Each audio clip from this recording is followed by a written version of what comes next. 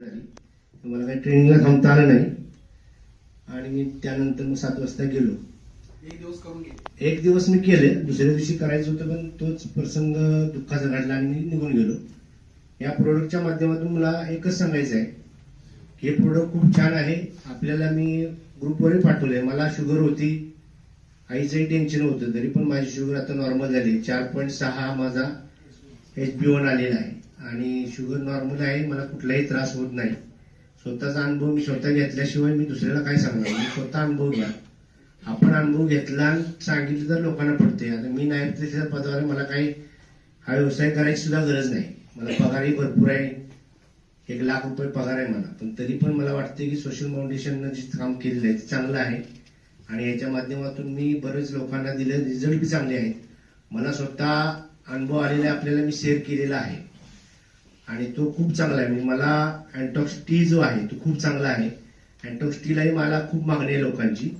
आज मी 10 प्रोडक्ट न्यायसाठी आलो खास. म्हणजे अँटॉक्स टीसाठी मला काय तो बिझनेस करावा, म्हणजे बिझनेस समज बिझनेस बी आहे, परंतु माझा तो उद्देश नाहीये.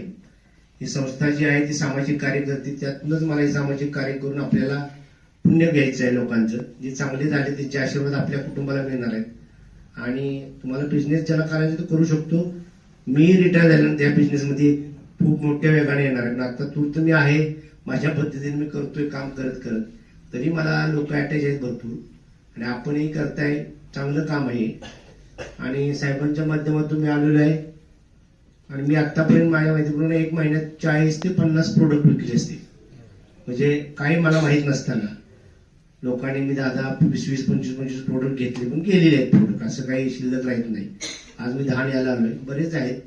आणि डॉक्टरपेक्षाही हे चांगलं प्रोडक्ट आहे. डॉक्टरांचं कसं आहे, आपण दवाखान्यात गेल्यानंतर त्याचं महत्व कळतं. माझे वडील मागच्या 2 वर्षापूर्वी खूप आजार होते, कोल्हापूरलाच होते, अंतरंग हॉस्पिटलला. मी 4.5 लाख रुपये करून त्यांना घालवून घरी नेलं. अजून ते आहेत, 95 आहेत, साहेबांनी बघितलं ना. आणि आईचं 87 होतं. पण दवाखान्यात गेल्यानंतर आपण काही बघत नाही, खिसा रिकामा होतो. पण इथं बघताना डोकं 1500, 1000 रुपये काढताना सुद्धा हा विचार की माझं चांगलं होईल का. तुमचे विचार पॉझिटिव्ह पाहिजे. तुम्ही प्रोडक्ट देताना देणाराचाही विचार पॉझिटिव्ह पाहिजे आणि घेणाराचाही पॉझिटिव्ह पाहिजे, तरच त्याचा रिझल्ट आहे.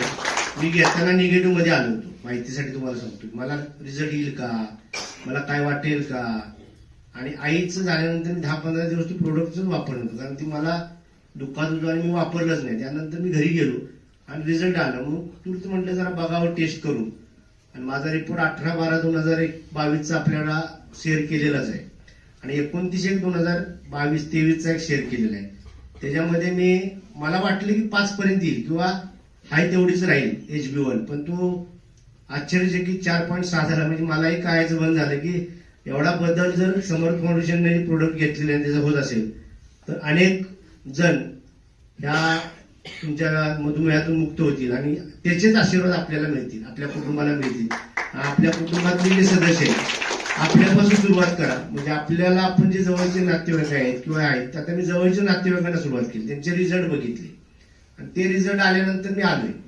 मी इतक्याला गाडी करून आलो, म्हणजे मला काही प्रोडक्ट मला घरी सुद्धा आले असते. पण मी तुमचा आज प्रोग्राम आहे, आज तुमच्याला भेटायला होईल, त्या निमित्ताने भेट होईल सरांची. म्हणजे मी ऑफिसला गेलो आणि तिकडून इकडे आलो. पण प्रोडक्ट खूप छान आहे आणि आपणही आता करतायत PRO म्हणून किंवा विस्तार अधिकारी आहेत भरपूर. हे चांगल्या ह्यानं काम केलं तर ह्या प्रोडक्टमुळे मी तुम्हाला एक 5 वर्षांना किंवा 6 वर्षांनी रिटायर झाले त्याच्यात जास्त सक्रियने भेट दिसेलच.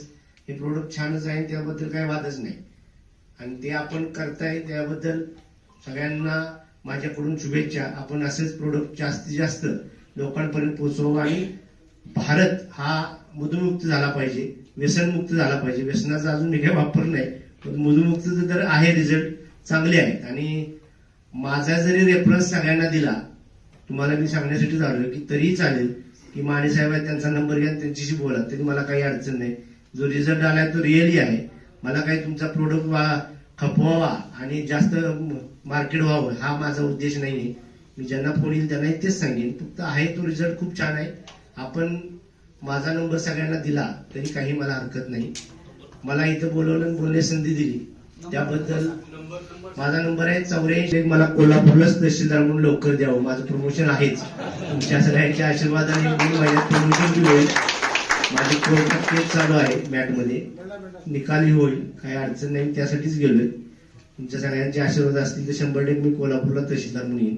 तुमच्यापुढे जास्त काम करायची मला इच्छा होईल. त्यामुळं माझा हा नंबर आहे, सगळ्यांनी फीड करून घ्या. मी स्वतःचा अनुभव सांगतो माझा वैयक्तिक. मी 1990ला तलाठी या पदावर लागलो. त्यानंतर मी सर्कल ऑफिसर, परत नायब तहसीलदार, आता तहसीलदार. पण माझ्या महसूल खात्याच्या सेवेमध्ये मला कुठलंही व्यसन नाही, सुपारीच्या खंडाचं सुद्धा नाही.